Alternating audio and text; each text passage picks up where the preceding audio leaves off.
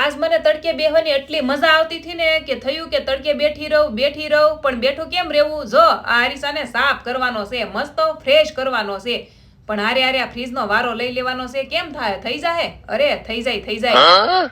પછી બધું ફ્રૂટ લઈને બેહી ગઈ સુધારવા, ફ્રૂટ સલાડ કરવાનું છે. પણ ત્યાં બહાર વિમાન નીકળ્યું એટલે હું વહી ગઈ જોવા.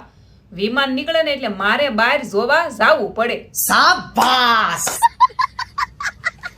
મજા આવે જોવાની, પણ મારે આ પૂરું તો કરવું પડશે ને. કસ્ટર્ડ પાવડર તો હું બહાર ગઈ ને તો એ લેતા આવી હતી. બધું ફ્રૂટ રેડી કર્યું. અમારે છે ને 1 લીટર દૂધ વધ્યું હતું ને તો દહીં કરીને છાશ પીવીને એ કરતા ફ્રૂટ નાખીને દૂધને પી જવાનું છે. તો હું ટાઈડનું ગણ કરે. પાવડર નાખીને ગરમ કર્યું, પછી છે ને ઠરવા મૂક્યું અને હું બહાર આટા મારવા ગઈ. ત્યાં મારા બેન મેકઅપ લઈને અને મંડાઈ ગયા. પછી જો દૂધ ઠરી ગયું તો એમાં જો આ નાખવાનું છે અને પછી છે ને ફ્રીજમાં મૂકવાનું છે.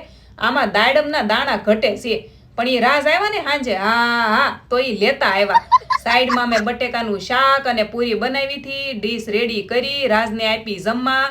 અરે યાર, તૈયાર ખાવાનું મળે અને નો ભાવે એવું બને.